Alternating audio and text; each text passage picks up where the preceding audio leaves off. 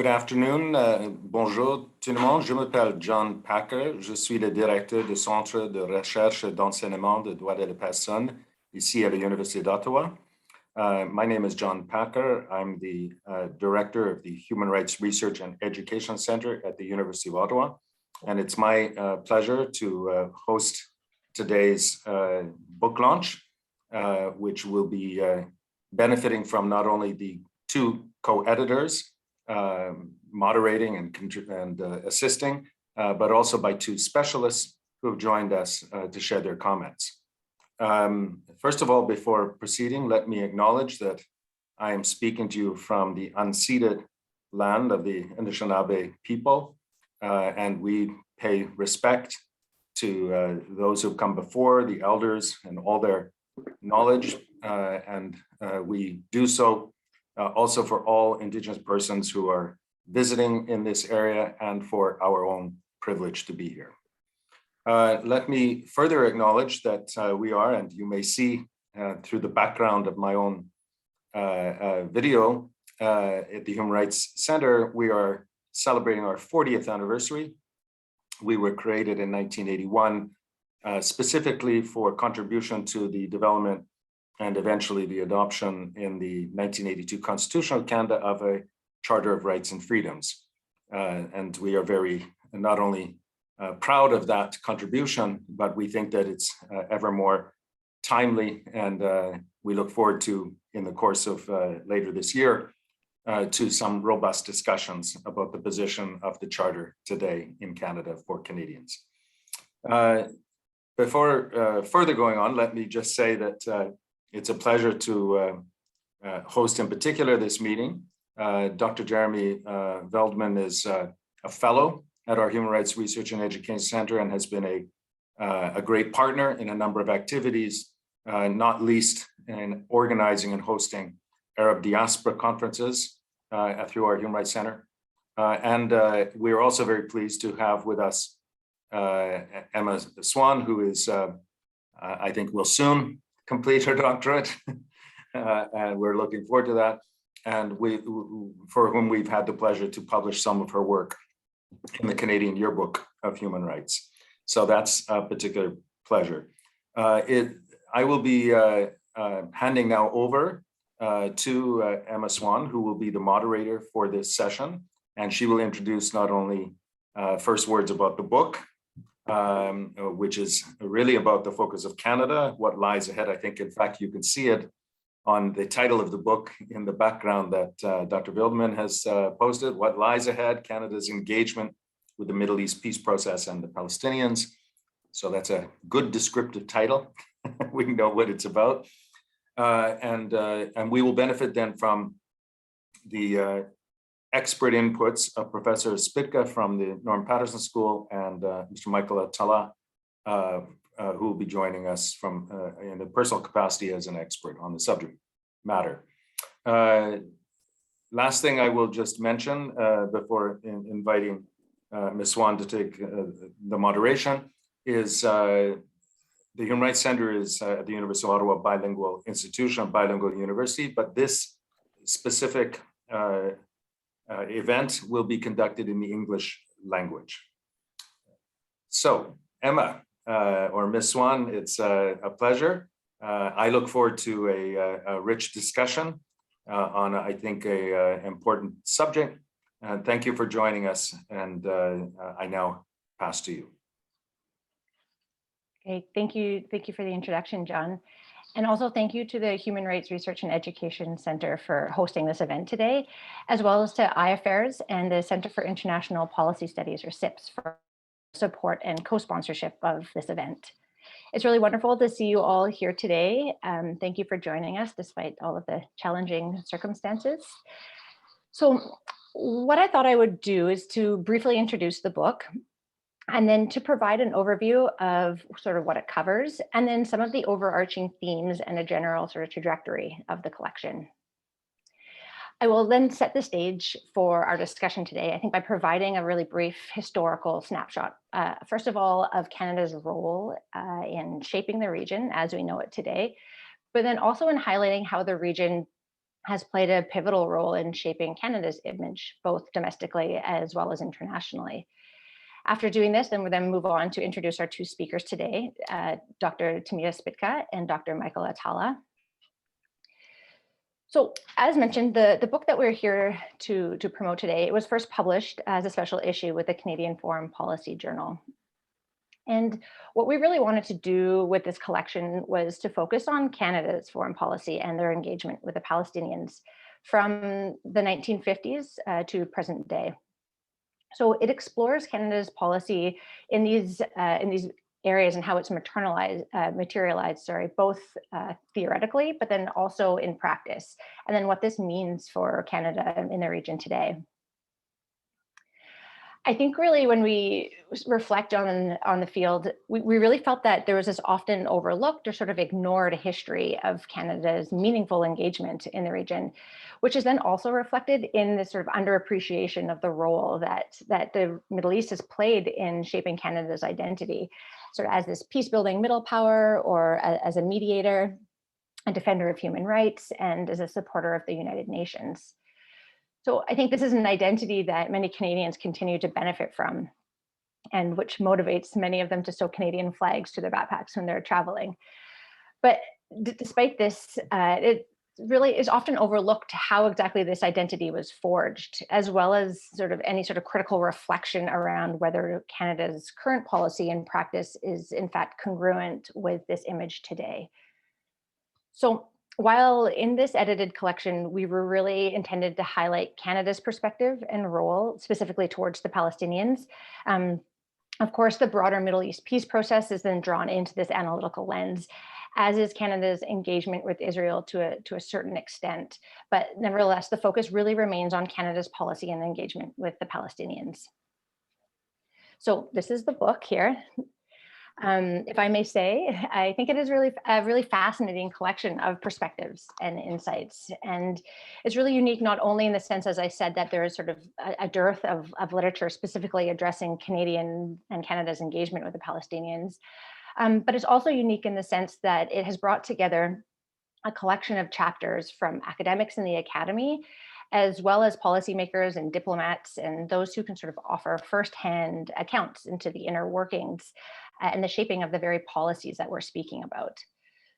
So I think that these past and present foreign policy officials offer firsthand accounts of sort of the front lines of Canadian diplomacy in the region.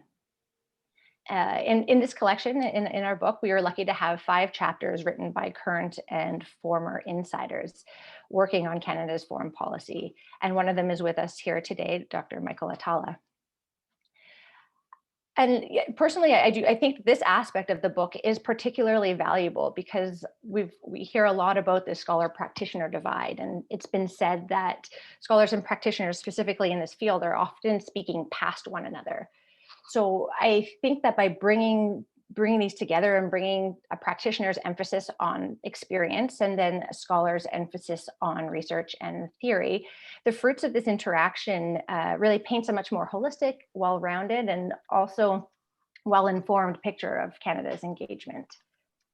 And I mean, while each chapter tackles a unique and important facet of Canadian foreign policy, I think together these chapters really work to argue ultimately for a more congruent or consistent articulation and application of Canadian foreign policy vis-a-vis the Palestinians and the Israeli-Palestinian conflict. Over the 9 chapters in the book, we basically attempted to do just this. In addition to the 2 chapters that are being presented today, we have 3 former Canadian diplomats, Michael Malloy, Andrew Robinson, and David Vivesh, who offer readers a chance to sort of peek behind the curtains of Canadian policy, foreign policy, during 3 key historical moments, respectively, the admittance of Palestinian refugees to Canada in 1955 and 1956, and Canada's change in policy towards the PLO in 1989, and then Canada's involvement in the Madrid peace process and subsequent roles in the Oslo peace accords. In addition to these, the book also covers Canada's voting behavior at the United Nations in regards to Palestine and the Middle East peace process by Constanza Musa and Amelia Arsenault. It also addresses the arc of two really distinct sort of Canadian foreign policy approaches, which could be called the Pearsonian and the Harperian approach by my co-editor to this collection, Jeremy Wildman. It also addresses Canada's economic assistance to the occupied Palestinian territories by academic and former CETA employee Ruby Dagger. And then lastly, we have a chapter that hones in on Canada's feminist international assistance policy and how that plays out in Gaza, authored by myself. So before I introduce our two speakers and we dive into what I know is going to be a really fascinating discussion and presentations, I wanted to, like I said, briefly outline the history of Canada's involvement in the region by touching on three pivotal historical moments that have shaped both Canada's identity and the politics of the Middle East today. A legacy that I would argue continues to exert influence today. And these points in time are 1948, the Suez Canal crisis, and then the Oslo Accords. So we know that the current conflict and context in Israel and Palestine predates 1948. But I think that this is an important date because this kind of marks when the time when Canada's involvement in shaping the region really began. So Canada played an intrinsic role in the partition of what was then British Mandatory Palestine. The Supreme Court of Canada Justice Ivan Rand was central to drafting the 1947 United Nations Special Committee on Palestine, the Majority Report, which proposed this partition of the land between a separate Jewish and Palestinian state. He then put his influence behind ensuring that this Majority Report was adopted, as opposed to the Minority Report, which proposed a federal state. So then we can see Canada's role first in drafting and then encouraging the adoption of this partition plan was therefore really integral to shaping the region as we know it today, because we know that the concept of partition has sort of dominated most peace models to this day and is the foundation of a two-state solution. And so moving forward, the next moment, historical moment of note would be the Suez Canal crisis in 1956. So the Suez crisis really came at a time when Canada was trying to move away from this historical role and identity as a loyal colony to Britain and was forging its own identity.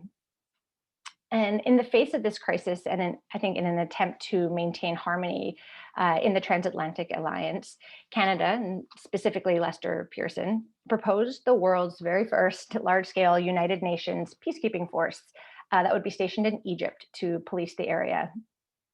And this ultimately provided a way for Israel and France and then the UK to sort of withdraw with minimal loss of face. And it also it enabled Britain to maintain its close ties and relationships with the US. So the peacekeeping force that was ultimately stationed in Egypt was built around a core of 1,000 Canadian troops. And I think this not only forged Canada's role in the Middle East, but then also its global image as a nation dedicated to diplomacy and peacekeeping and peace building. I mean, I should also add that Lester Pearson was awarded the Nobel Peace Prize in 1957 for his involvement in the Suez Canal crisis. And this sort of ushered in what some have called the golden age of Canadian diplomacy, or what could be called the Pearsonian approach to diplomacy, which my co-editor, Jeremy Wildman, approaches in greater detail in his chapter in our book. So this now brings us to Oslo. Canada was one of only 12 countries to be invited at the foreign ministerial level to the White House in 1993 for the signing of Oslo I. And the subsequent infamous handshake between Yasser Arafat and Yitzhak Rabin. And then Canada after this went on to take on really important leadership roles in some of the most sensitive political aspects of the peace process, such as acting as the chair to the Refugee Working Group. And in fact, actually, one of our contributors to this collection, Andrew Robertson, served as the chairperson of the Refugee Working Group, as well as the Director General and Special Coordinator of the Middle East Peace Process. So his chapter in this book highlights sort of the behind-the-scenes happenings when the Canadian government made the political decision to alter their approach to the PLO. So I think that these 3 points in time highlight Canada's involvement: the 1948, the Suez Canal, and the Oslo Accords. Of course, there are many more, and I think we should note Canada's support and involvement in the Jerusalem Old City Initiative. But we can consider these 3 points as perhaps the peak of importance in Canada in the region. Okay, so I've talked for too long, and I would like to pass it over to our two speakers now, Dr. Tamia Spitka and Dr. Michael Atala. They're each going to have 15 minutes to speak about their respective chapters and papers, and then we'll follow this by a Q&A and discussion with you, with the audience. So Dr. Tamia Spitka is a fellow at the Norman Paterson School of International Affairs and conducts research on interventions in violent conflicts, gender, the global responsibility to protect, as well as children in conflict and human security. Her research has a regional focus on violent and nonviolent conflicts in Europe and the Middle East.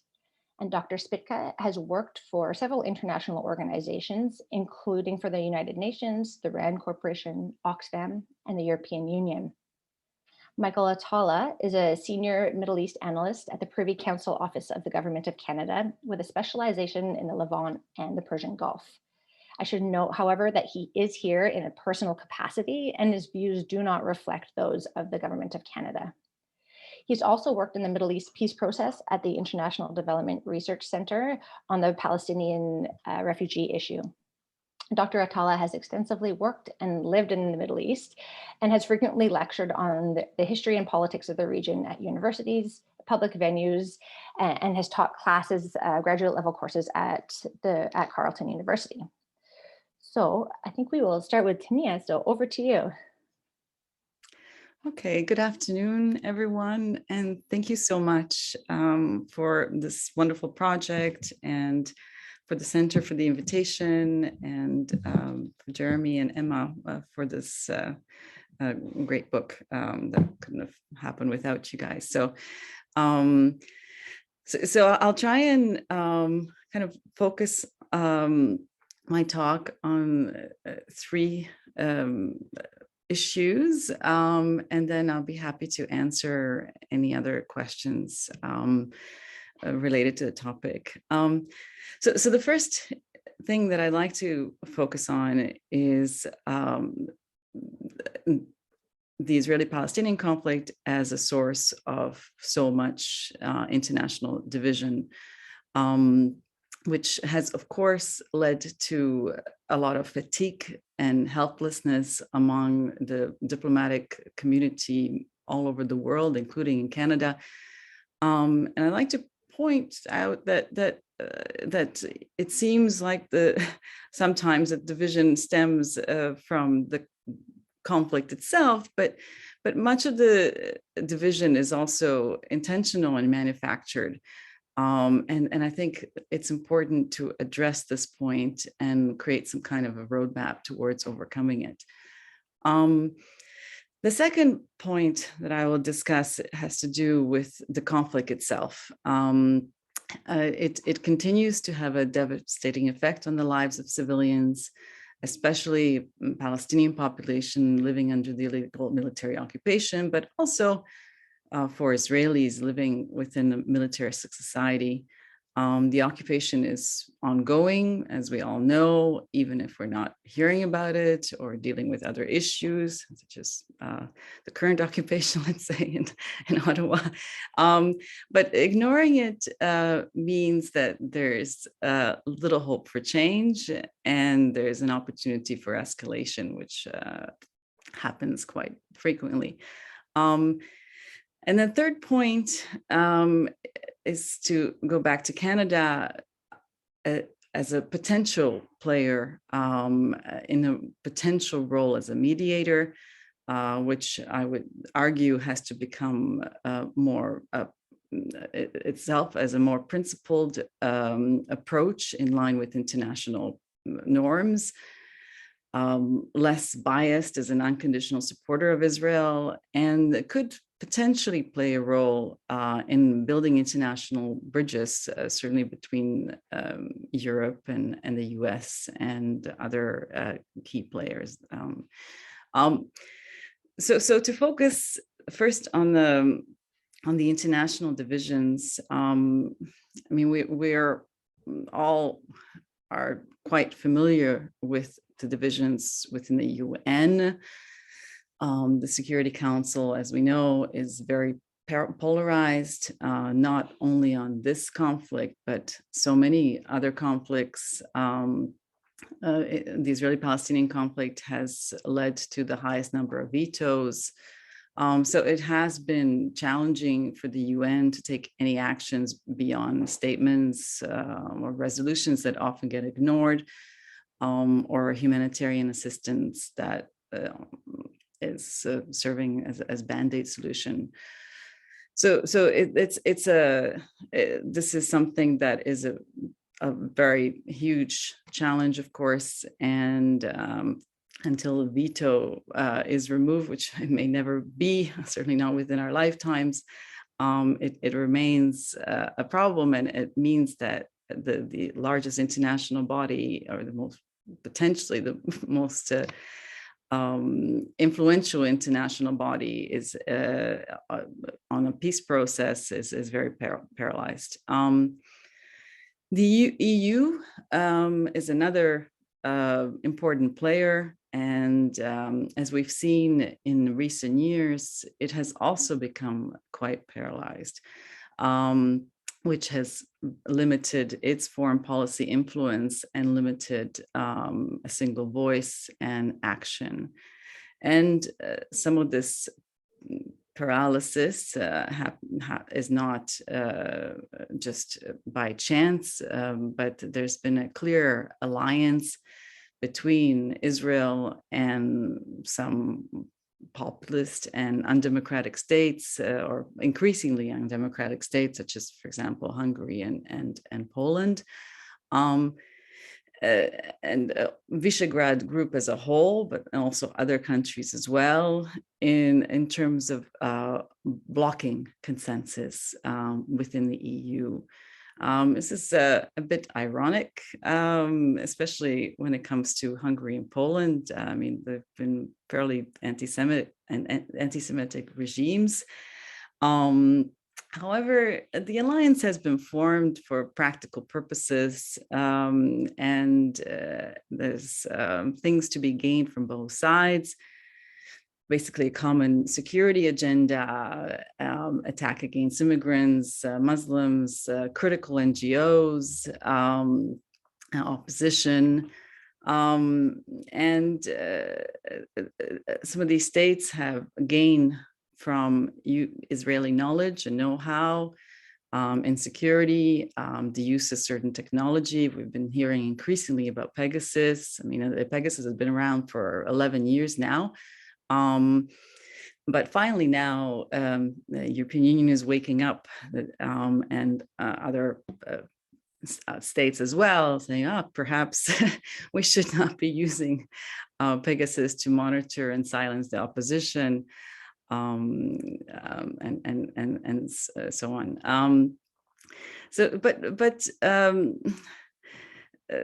The largest problem is that these type of alliances have prevented the EU also from making often critical statements, which have been blocked by Hungary and other states, on any kind of issues relating to Israel, infringements of international law, such as the annexation of Palestinian territory or making Jerusalem the capital.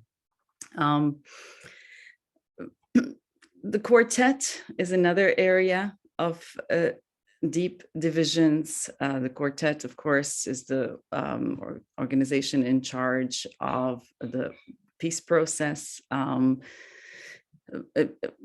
made up of the United States, EU, UN, and Russia, and basically has also been frozen for many years, which means that any solutions coming from the quartet tends to be in statements that get ignored or are not very strong, or humanitarian band-aid solutions.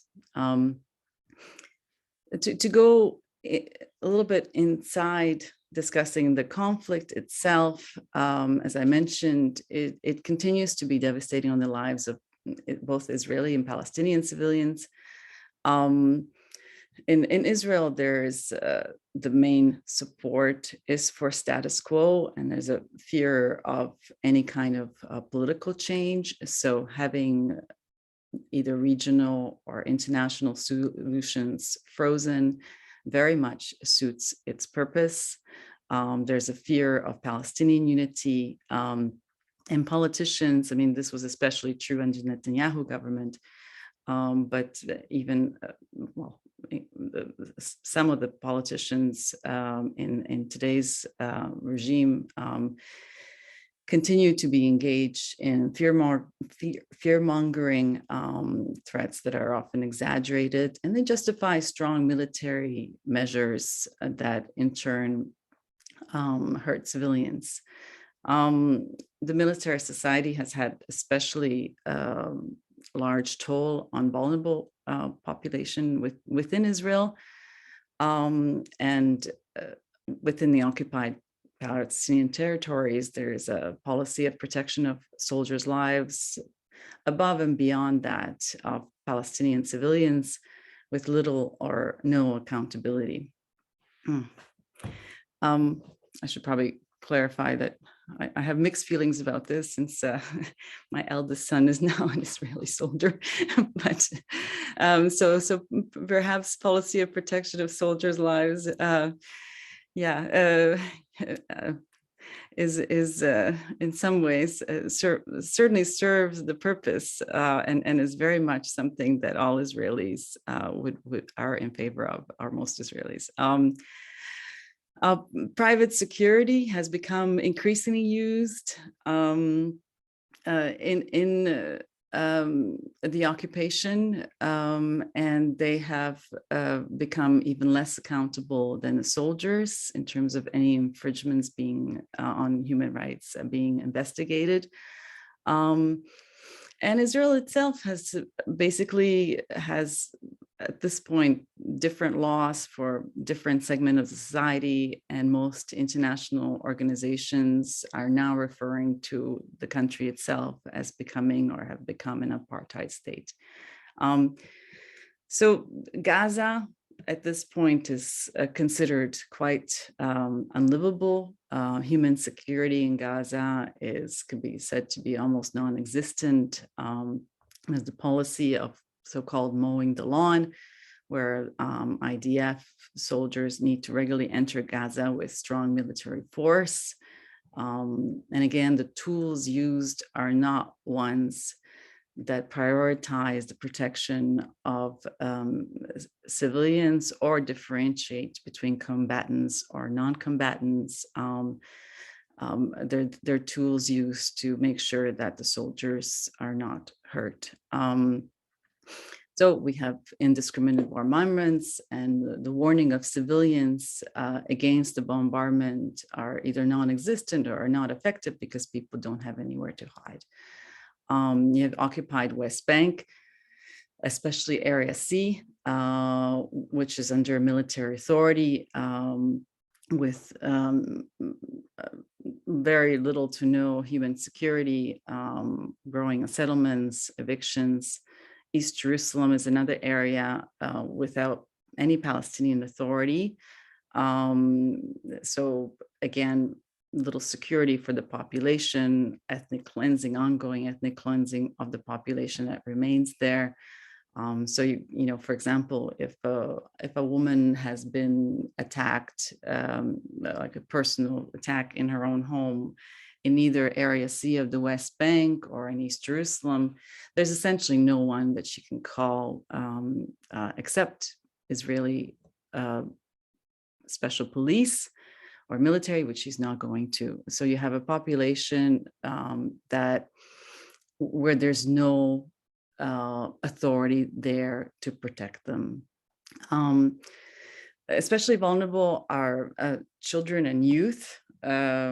And this is one of my areas of research that, you know, I'd be happy to also discuss further, but just briefly, Age of responsibility for children living under the military occupation is 12. Targeted shootings and maybe of youth are very common. They happen with impunity, with no investigation, and they happen certainly on a weekly basis. I mean, just on Valentine's Day, February 14th, there was the death of Mohammed Abu Salah in a village in the West Bank. He was killed by a sniper 250 meters away at a demonstration. He was not, carrying any weapon. He was running away from the demonstration. A 16-year-old kid, wrong place, wrong time. Once again, I don't expect any kind of investigation into his death or any repercussion for the soldier who shot and killed him. And I would be surprised if anybody's actually even heard about the incident, because these things don't make the news. Incarceration of children is ongoing. More than 7,000 Palestinian children have been detained, interrogated, and prosecuted or imprisoned in the last 10 years, which is on an average of 2 per day. This is UNICEF. And this is, most of these are under the Israeli military justice system, under the occupation. So inside military courts. So this is not within Israel, but inside military courts, which means that they don't get a lawyer. It means there's no real trial, and 99% of the time they're just sentenced, or they can stay in jail for quite some time. Minors are often referred to as terrorists in Israeli media. So a lot of times you have, terrorist was, armed with a rock, was just killed. They don't mention that the so-called terrorist was 9 or 12 or 14 or 16. And those who detail incidents about children often also get referred to as terrorists. And you have the Defense of Children, one of the main key organization that deals with the children's rights and what happens to kids inside the territories, has been deemed by Israel as a terrorist organization, which happened recently. And despite outrage from the international community, that organization and other organizations, the label has stuck despite the international shaming. So this is the ongoing reality that one can kind of keep talking about, but it is because of the divisions out there. As I mentioned in the beginning of my talk, there's just been very little that has been done. And to return back to Canada, even though Canadians have played a role in the Middle East peace process, this has their role has diminished significantly. And as has been pointed out by diplomats, Canada has had also a very bad case of diplomatic laryngitis when it comes to Palestinian human rights, as mentioned by Michael Link as a UN Special Rapporteur for Palestinian human rights. The Palestinian support for Israel, Canadian partisan support for Israel has probably cost Canada a seat on the Security Council, as more than 100 organizations delivered an open letter to the UN ambassadors urging countries not to vote for Canada due to its policies on Israel. Another front, Trudeau government has taken some steps and has shifted a little bit more towards having a language in line with international norms. expressed concern, for example, over the planned Israeli annexation, rejected Trump's declaration on Jerusalem as a capital. However, there's been a little action beyond humanitarian funding and what I would call Band-Aid solutions. So just to conclude, I would tend to argue that that the Canadian government should take a more nonpartisan principled stance on the Israeli-Palestinian conflict, as taking sides only tends to escalate a conflict, weakens legitimacy in the eyes of conflicting groups, as well as internationally. There's many ways to try and build the consensus internationally. However, I would argue that emphasizing international norms, human security, protection of civilians along the potentially even the R2P lines could be a way forward. And as a respected and non-threatening middle power, Canada can and should, I think, work to actively bridge international divisions and become an active player in the conflict. So I'll end it there, and I'm happy to answer any questions. Wonderful. Thank you, Tamia. Michael, the floor is all yours. Thank you very much, and thanks for that. Thanks for having me as well, and for including me in this this really good collection of articles, this Now book. I'm going to try to do three things really very quickly, so that we can get into a sort of question and answer, and maybe generate a discussion that's useful. I want to focus on sort of the international community's role on the peace process itself, and sort of try to provide an analytical view of why it failed, and how and what are the core factors that led to sort of this failure. And yes, I am making the assumption that the Middle East peace process has failed and is very much non-existent. And I think most practitioners will, off the record, acknowledge that it's not something that is going to be revived, at least not in the form that we expect it to be, or that we've seen in the last 30 years. So what I'll quickly do is talk about a little bit about the background of the peace process itself. I'll examine some of the cognitive barriers that very much hindered some of the peace processors, the practitioners, and talk a little bit about, and I'll end on how we think it undermined the peace process and undermined the parties themselves, the Palestinians and the Israelis as well, and I'll sort of end it there. But so by way of background, I think it's important to remember where the peace process comes from. And of course, originated sort of in the late 80s, but really got a boost during the first Gulf War, where there was sort of back-channel discussions that occurred in Oslo.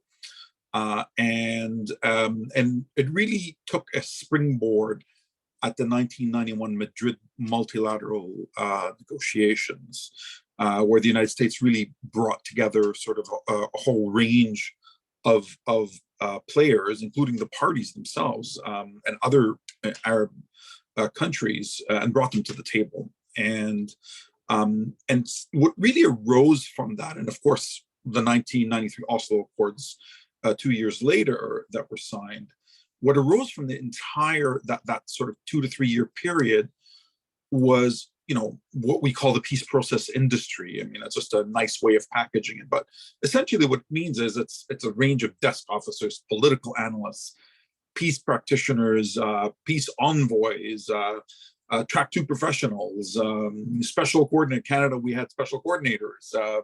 Is this sort of range of individuals in different Canadian departments and different sort of allied departments working in parallel, along the trajectory to sort of, resolve this conflict. And I think there was a genuine feeling and a genuine optimism that this conflict was resolvable.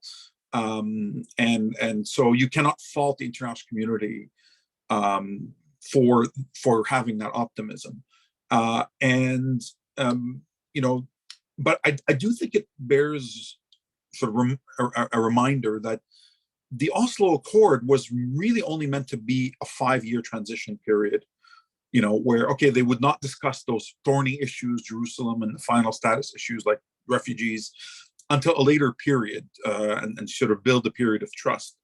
But of course, that period was derailed by, you know, attacks from both sides, and it very much undermined trust. And so what you ended up having was not a 5-year transitional period, but in fact, now approximately 30-year period of, you know, what the members of the international community, the donor community, called them for abbreviation's sake, you know, Canada, the EU, the United States, sometimes you can include Japan and others, into the sort of, you know, international community that was sort of working on this Middle East peace process. And so within that 30-year period, you had numerous high-level brokered talks, you know, and they all failed. I mean, just to name a few, you have, you know, the Bill Clinton initiative, the 2000 Camp David summit, you have the 2001 Taba talks, the 2002 Arab Peace Initiative, the 2003 Geneva Initiative, the Middle East Quartet's Roadmap Initiative in 2003. Then you had the Annapolis discussions in 2007. And of course, then you had finally the last one that we really had was the Kerry process. And I'm not going to discuss the Trump proposals because they weren't really part of the process. They were sort of presented as a fait accompli. So you could look at this entire history and say, yeah, it's been a complete failure, and you wouldn't be wrong in drawing that assumption. But I think it's unfair solely to focus just on the failures. I think it did other things than just fail. It did certainly have the intended effect of helping Palestinians prepare for self-governance. It did achieve that, and you know, at one point, even the World Bank acknowledged that the Palestinians were, and the UN, I think the UN and the IMF and others basically said, well, you know, by 2010, 2011, the Palestinians had the basic infrastructure of a state and could run their own affairs in a very effective manner, in many respects better than some other countries as well in a developing world. So it certainly had that effect. But of course, we all know that was never allowed to occur or didn't occur.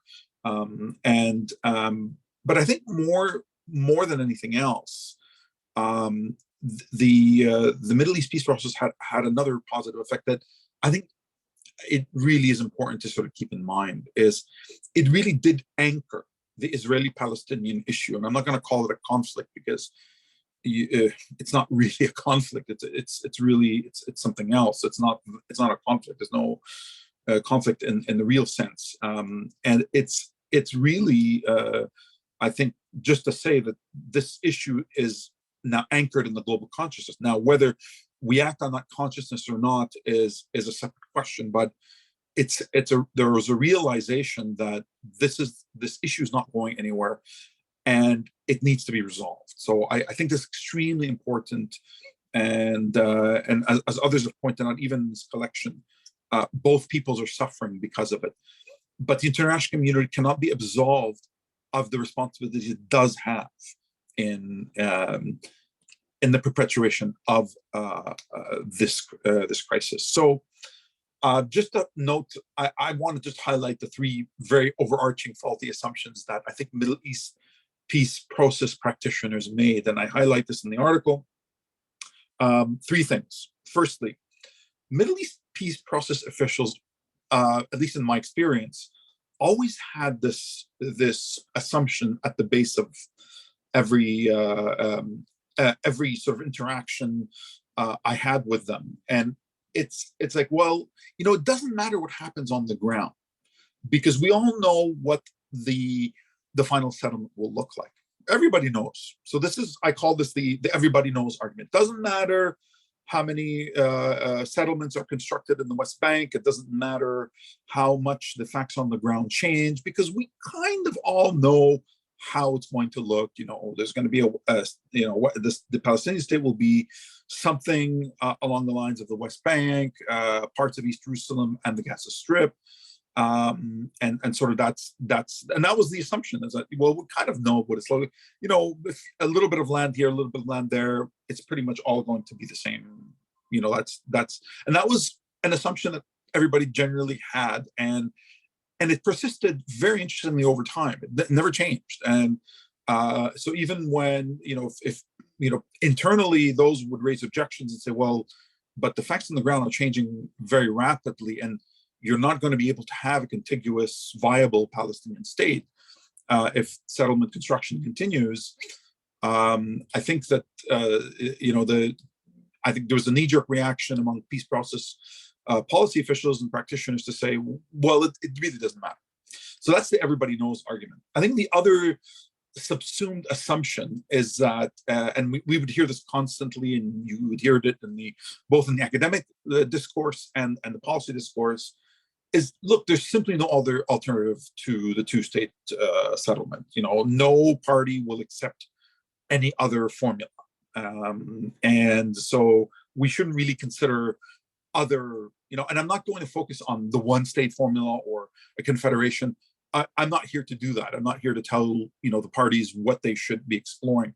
But I do think I do want to highlight that in the international community, there wasn't much of an exploration of the alternatives, because there was an assumption that nothing else would be palpable to the parties. And again, that was an assumption that that members of the international community did to themselves. So it was a cognitive barriers, their own barriers in their own minds. And I highlight in the article, I think the third and most problematic assumption that international donors, international policymakers made is they very much, and until today, hold to the notion that, and it's extremely problematic in my view, is that the parties must negotiate amongst themselves for there to be any lasting agreement. Well, I think that formula holds true for two relatively equal parties. It does not hold true for parties like Israel and the Palestinians. One is a very powerful advanced Western-like state, and Western allied state, and the other is a people under very difficult circumstances under Israeli control and occupation. It's not very practical that you can put those two parties in a room and expect there to be some sort of parity in the negotiation. It doesn't work, we should have been aware very early on that wasn't something that was going to work, and we never overcame that. And I think so. For me, there are other problematic assumptions. We can discuss them, but I think those are the core ones. But I just want to, before I end, I did want to highlight where I think sort of the way the peace process evolved in the last 30 years undermines both parties, and in fact undermined peace.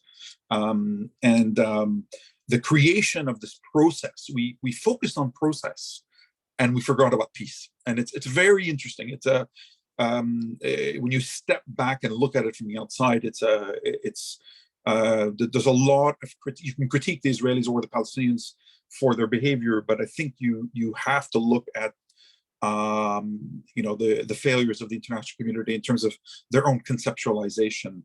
But they very much harmed the players themselves. So for the Palestinians, I think if you just looked at how the peace process harmed the Palestinians, well, it created an unaccountable Palestinian authority, a Palestinian authority governance that was unaccountable to the Palestinian people, which again flies in the face of everything we as Western citizens hold dear in terms of democracy and accountability. You have a President Abbas who is now 10 years and is not accountable.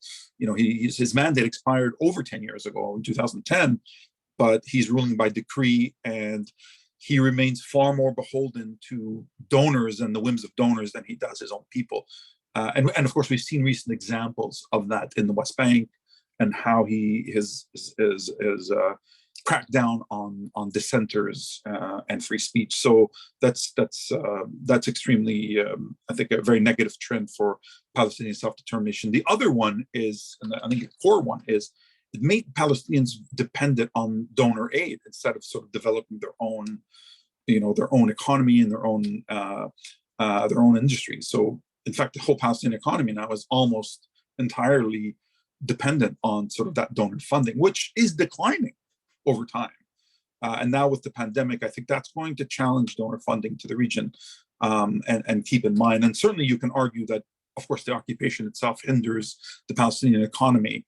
But that's, the reality is the international community was operating in that environment, and in undermining Palestinian self-determination, and making Palestinians even unable to sort of govern themselves by allowing this authoritarian rule to perpetuate is a fundamental blow, in my view, to Palestinian self-determination.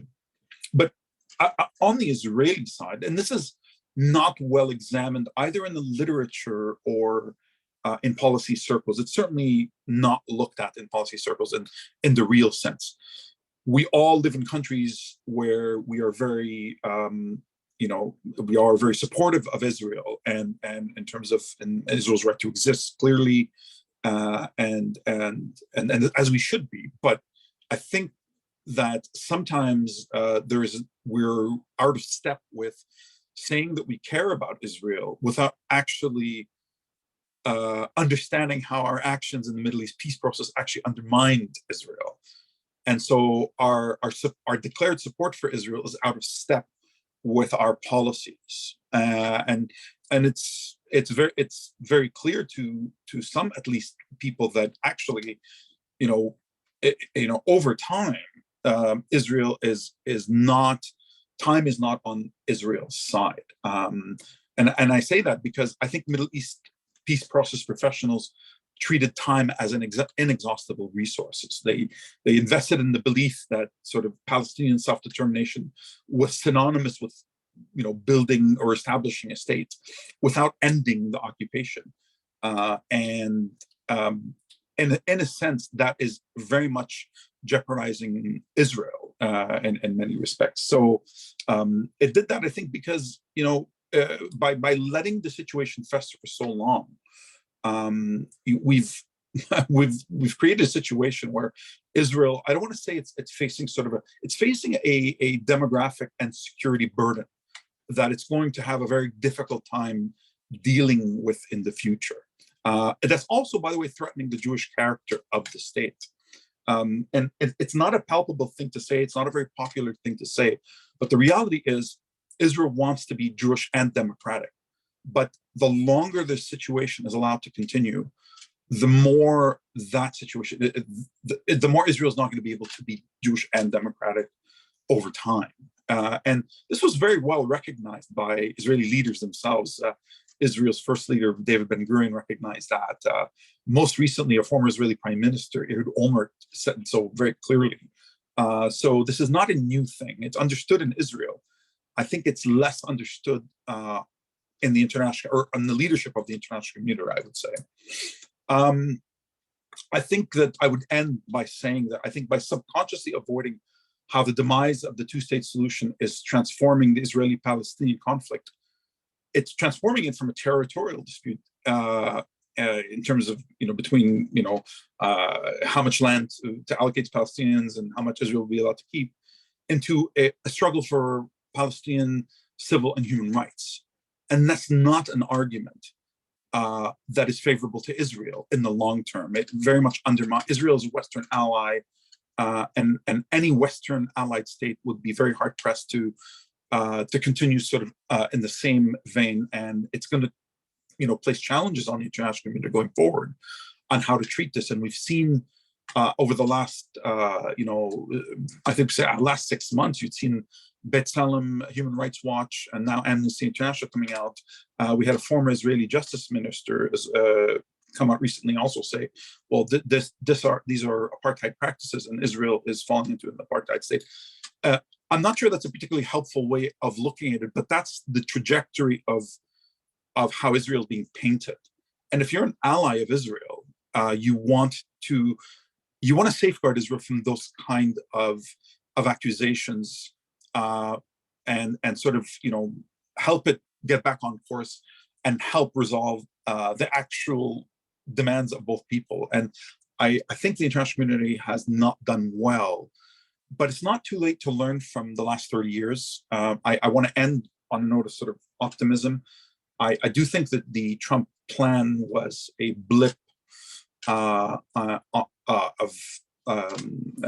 history in many respects, but it was one that maybe did some service in the sense that it clarified that we are at a turning point in the whole Oslo paradigm. I think the Trump administration helped put us in the post-Oslo paradigm.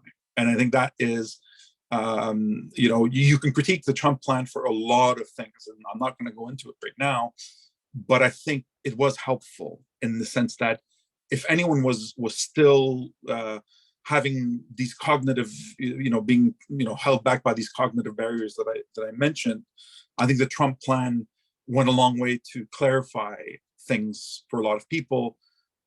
We are in a post-Middle East peace process world. We are in a post-Oslo world. And the sooner I think the international community, from a policy perspective, come to that realization, I think the more likely sort of creative thinking will allow the international community to actually generate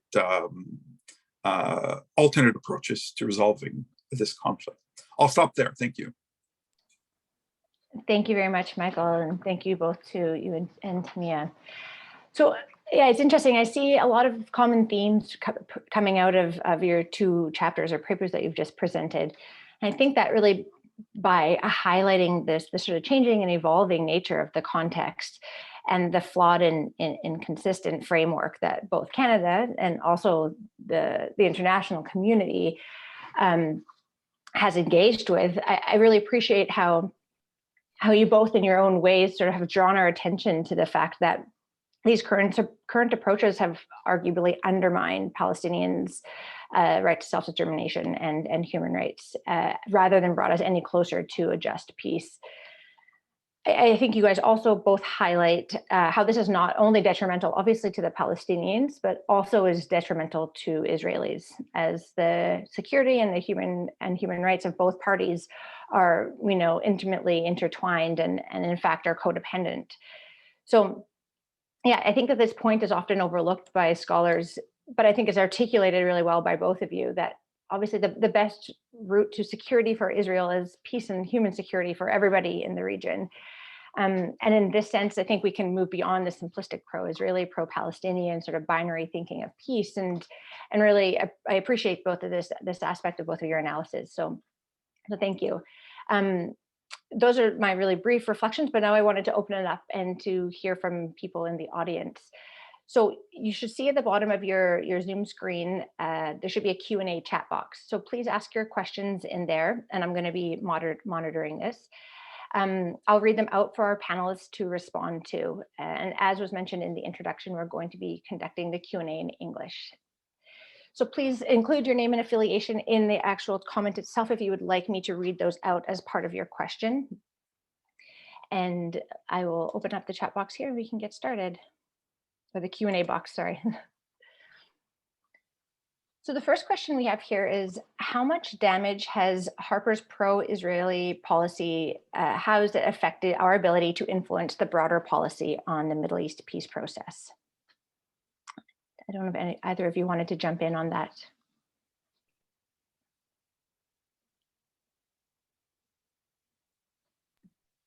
Well, I can just jump in and then you can continue. I think it has, but at the same time, Canada has always been aligned or perceived as being aligned with the US. Like, it has not ventured far from American foreign policy, and American is the number one, supporter of Israel, and so. I think that, but at the same time, there was kind of this hope, especially when Trudeau first came into power, that he would venture away a little bit from an unconditional support of Israel, which I think he has. And so I think we are on a slightly different territory, and we're also on a very different territory between Trump and Biden, right? Not hugely so, but I think, like, for example, the Jerusalem embassy is, when I was just there a couple of weeks ago, or actually a week ago, and I asked a couple of American officers, so is any movement like? No, things are. Once you create a fact on the ground, as the Israelis have very much learned, so I would tend to disagree slightly in terms of time is not on Israel's side, because they're creating facts on the ground. And you create a certain fact on the ground, embassies of now, American embassy is now there, and it's not moving. And settlements it's hard to move things once they're there. So, but again, I think Trudeau could potentially, once we finish with this occupation in Ottawa, try to do something. I mean, he is he's much more popular outside of Canada, I think, than he is in Canada,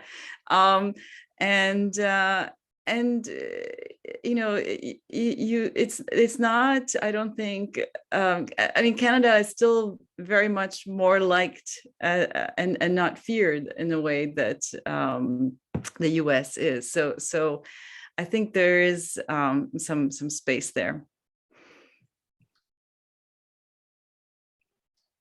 And Michael, did you want to jump in on that as well? Yeah, sure. I'm not going to go into too much detail on sort of I mean, I think it's a good question. How did Harper really hamper sort of that? I mean, I would argue that at the time Harper was in power, there was already sort of peace tracks occurring outside of Canada's direct involvement. There was the Kerry Initiative. There was the time of President Obama. So I mean, things were happening. And Harper's sort of stance, a bit more declarative in support of Israel, didn't really change American calculations to be involved in a genuine effort to sort of resolve the conflict or at least move the ball forward. So I would be cautious about attributing too much. And I mean, would you argue, I don't think I would be in the camp that also says that Harper has permanently damaged Canada's image or ability to play a role. Canada can play a role. We have excellent diplomats. We have the ability to we have specialists that directly contributed to the peace process. Many of them were contributors to our book that we can draw on for expertise. So Canada can certainly play a role if we choose to. The question is the political will for us to play a role? I don't think Harper did anything to affect our ability to do so. I think if the political will is there, our ability to do so is also there. Thanks. Thank you. We'll move on to the next question here. So it's curious about the various roles countries in the region play, and how about their positions influencing Canada's positions, for example, the Abrahamic Accords.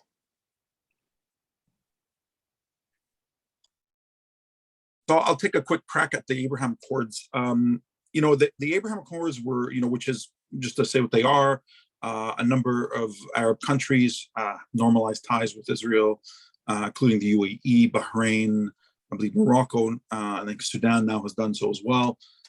And sort of these were, the Abraham Accords, and it's sort of a sea shift because previously you had a United Arab position, which stems back to the 2002 Saudi Arab Peace Initiative, which is, we, the Arab world, will recognize Israel, open ties, and normalize with Israel once it, fulfills its obligation under the Oslo Accord, has a settlement with the Palestinians and whatnot. And that's the general. The Abraham Accords sort of flipped that formula on its head. In fact, or pretty much ended that formula, which was, well, no, we'll make peace with Israel and we'll get the benefits of peace before. So essentially what it did is it took a bargaining chip away from the Palestinians in terms of offering something to Israel, which was giving it some incentive to move towards a settlement. And you can argue that really harmed sort of the peace process itself, in as much as it existed. I'm not sure it's changed anything, frankly. It's maybe generated some more trade, certainly for some Arab Gulf states, maybe some more defense cooperation in terms of countering Iran, the perceived threat that Iran poses to some of the Gulf countries. But has it really affected the situation on the ground? I think you can make the argument that it could potentially make Israel less willing to engage on a settlement, with the Palestinians. But I'm not sure, because I think the real pressure that could be exerted on the parties is not going to come from the region. It's going to come from the international community. And as long as the international community is not willing to impose costs on either party to move in a positive direction, you're not really going to. So I am unconvinced of the argument that the Abraham Accords are going to move the needle in either direction. It really doesn't. It just makes Israel a more acceptable party in some Arab Gulf states, which, by the way, is not shared by the populations. If you look at polling that have come out in the last year, even populations where Arab countries have signed normalization deals with Israel, the majority of the population are opposed to those deals. So it's only the governments. Again, the Abraham Accords, I think what it does more than anything else is highlight the popular divide between citizens of Arab countries and their leaders. And I think that's the reality of the Abraham Accords. Thank you.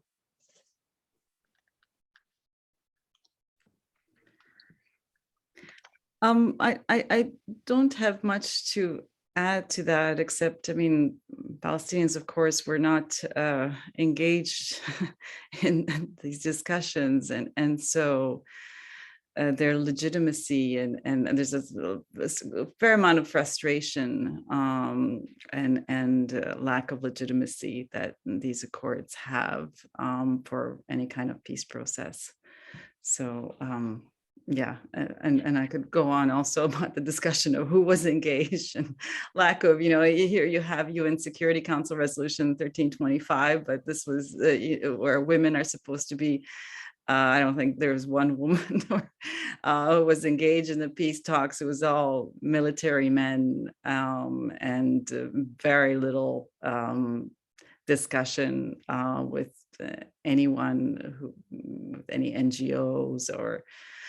Yes, so yeah, these were made to look, or Netanyahu actually look good at a time when, he was being charged for corruption and so on. So they were supposed to help him out, which, yeah, obviously didn't save him.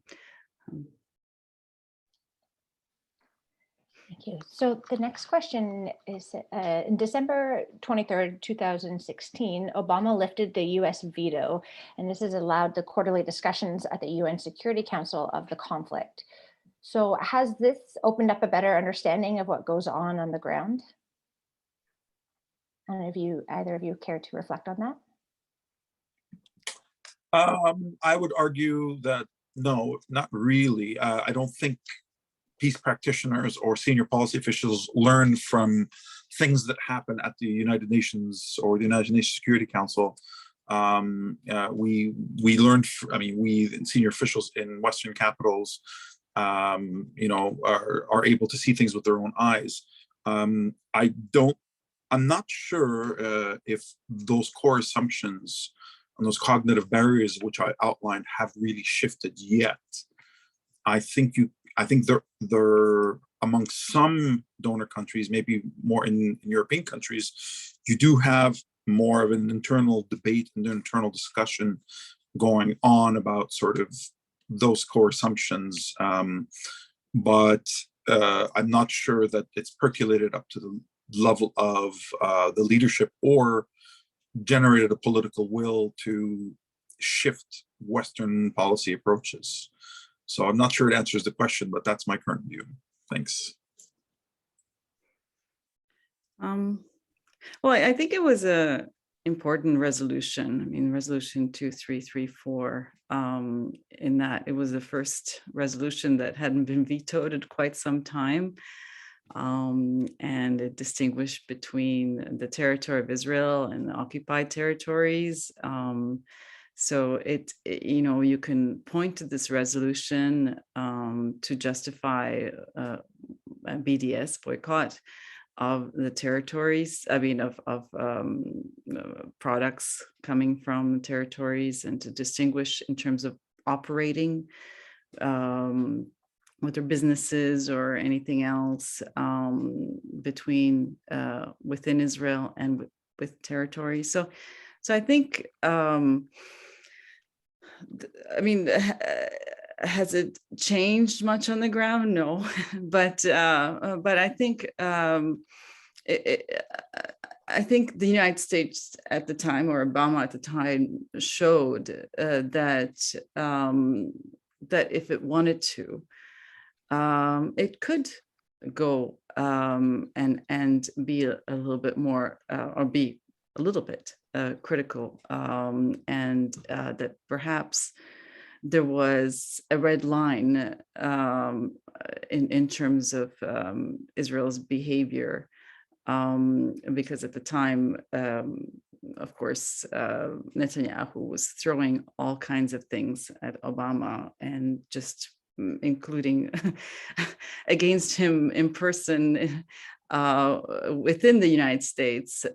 So yeah, so I mean, and it also showed that, you know, there's times that United States can choose not to actually use a veto to support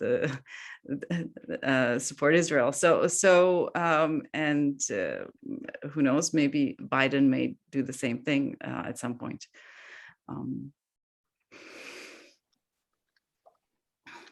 Thank you. So we have a question here directed to you, Timiam. Says, you are using the concept of alliance or partisanship to describe the relationship between Canada and Israel.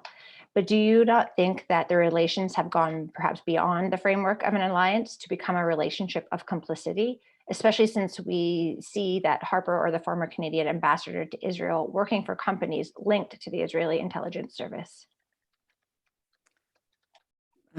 Yeah, perhaps the speaker knows more about this than I do. So, so I mean, I don't know. It's terminology, and I would, yeah, it's too bad that we're on Zoom, because I would love to have a conversation about this, but I'm not sure I have the information to really answer that.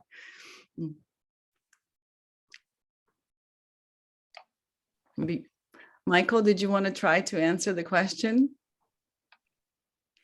Yeah, I mean, I'm not going to try to answer the question. Not because throw the hot potato at you. It's not hot potato. I don't know. Is it useful to engage in that? You know, does it advance our analytic thinking and our analytic understanding of the situation on the ground? I don't think so. I don't think. And I'm not absolving Canada of Canada has a role in the international community to play, but I'm not sure that Canada on its own is the is a core determining factor. I think I will say though that I think sometimes Canadian officials or Canadians in general don't realize how much influence we do have. So we have a lot of political capital with both Israel and the Palestinians. And again, what's missing is the political will to use that political capital. So I don't think labels are particularly useful, but I do think understanding or advancing the idea that Canada is a player and can be a player if it chooses to be, and we have a lot of good people in our diplomatic service and in the government of Canada. And it's not because I'm one of them. I generally think there's some brilliant people that I look up to and and want to do good, and the people are there. So we have an ability to do that if we are called upon to do it. So I just leave it at that. Thanks. And I guess I'll take this opportunity to jump in and pose a question, sort of building off of this discussion on terminology and labels. And it picks up on something, Michael, that you mentioned at the end of your presentation, but I wanted to maybe dive into a little bit more. We see, some people have argued that maintaining this fiction of the peace process still being an active process conveniently just allows for Trudeau or the Trudeau government to avoid really dealing with the situation on the ground. And like you mentioned, we see NGOs such as Human Rights Watch and most recently Amnesty International, as well as Israeli human rights organizations like B'Tselem, coming to the conclusion that the Israeli authorities are committing the crime against humanity of apartheid. So I think I'm asking, the charge of apartheid is also been mirrored in statements by other foreign ministers, such as South Africa, Namibia, France, to name a few. But I think in stark contrast, we see that Canada's made it really clear that I think that position of the Liberal government is extremely clear on the question of apartheid label. They say we reject it categorically. So I wanted to hear both of your responses to that. And I know, Michael, in your paper or in your chapter, you mentioned that developments in Israel and Palestine in the region could shift the nature of the conflict and therefore also shatter the conventional Western policy towards these regions. So my question, I guess, is, do you think that an international consensus that Israel is committing the crime of apartheid, could this be one such shift? And basically, what significance does this label have?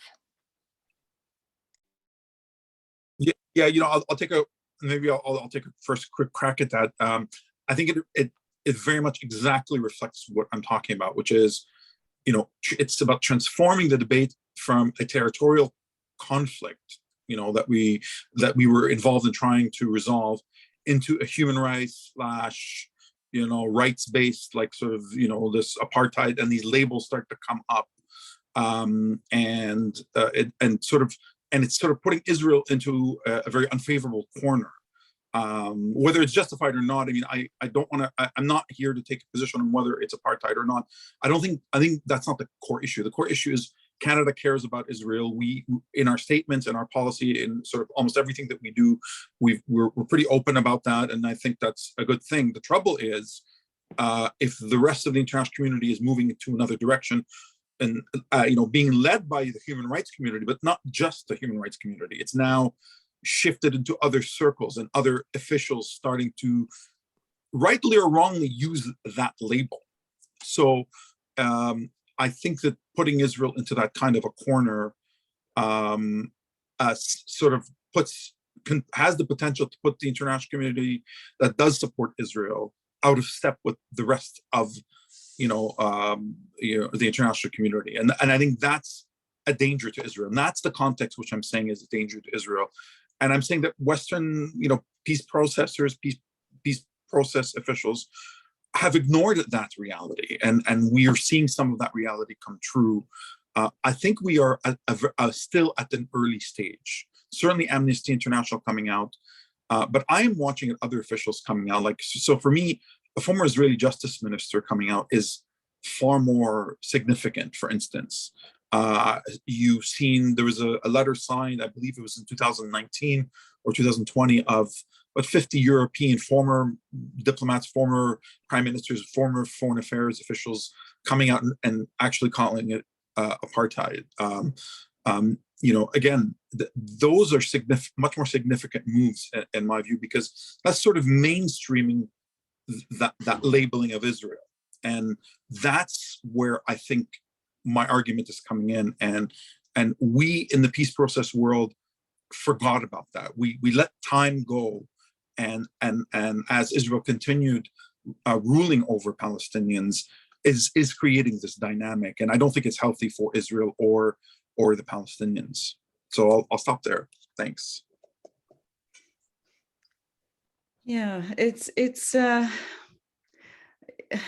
I mean, honestly, it's the reality in Israel. I mean, I've come back to Canada a year and a half ago, and I've lived in Israel for the past almost 20 years before then, or for 20 years. I mean, and I watched the laws change. I watched the realities change, and not unfortunately for the better. And at this point, I mean, any observer that is looking at the situation within Israel, at the laws, and sees how, one law applies to a group of people and it doesn't apply to Palestinians living inside Israel. It's hard to call it anything else but apartheid at this point. So, I mean, you don't have to use the label, but the reality is that's what the situation that sadly has become. And this is within Israel. So this is not the bad parts. The bad parts is the reality for the people living in Gaza and under the military occupation, because there's zero protection of the civilian population, because at least there's some laws that protect the Palestinians within Israel, even under discriminatory laws. But in Gaza, there is nothing, because they're considered enemies. So when soldiers shoot into Gaza, and they hit and kill unarmed demonstrators, it doesn't matter who they are, whether they're medical staff or kids, there's no repercussions, right? And things that have gone into Supreme Court, even Israeli Supreme Court, that gone again, indiscriminate firings at demonstrators who are unarmed, has been overturned. So you can shoot at demonstrators who are unarmed, and the policies of shooting and killing leadership in demonstration. I mean, leaders as in like, a teen or a young adult who's throwing something, that there's no repercussions for killing an unarmed demonstrator. So you have, and this is not to go into once again into indiscriminate firings and bombardment and so on. So you have war atrocities happening inside the military occupation areas, and that's of course far worse than the apartheid system that everybody's discussing and more upset about. But here's about more within Israel.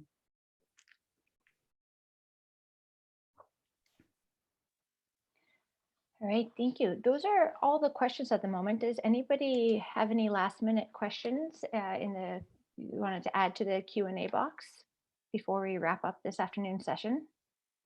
I'll maybe give it just another minute or so.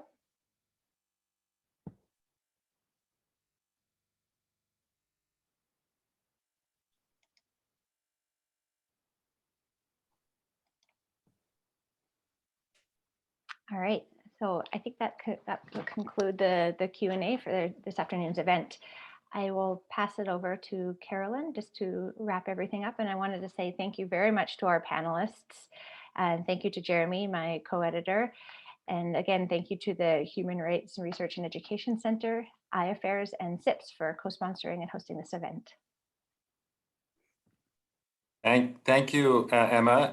And on behalf of the Human Rights Research and Education Center and also our co-sponsors in the University of Ottawa, thanks to the contributors, to Professor Spitka, Dr. Atella, also thanks to Dr. Wilderman. Thanks for the questions. I think excellent questions and comments, and I think a quite rich and I would say candid exchange, which is not always the case, and I think definitely to be welcome. My interest in the book is highly piqued. I'm especially glad, because I haven't read the book, yet, or any part of it. The practitioner, Emma, you mentioned earlier, the collection of practitioners and the practitioner scholar is something we try to promote at the Human Rights Research and Education Center, where most people who work in this field of human rights really want to make a difference. And I think that's important. So thanks to everyone for the contributions, and stay well over, I understand it's going to be rapidly changing weather outside in Ottawa, at least in tonight and tomorrow, but also given the current circumstances in downtown Ottawa. And let's hope that we see you again in not too distant future. There, please pay attention to our events online. We just announced you can check our newsletter or our events page, our website. We have a number of exciting, interesting developments next week, including another launch. So we look forward to seeing others again. Take care and with best wishes. And thanks to Carolyn Fauché for her assistance with technical support. Thank you so much. Thank you very much. Thank you.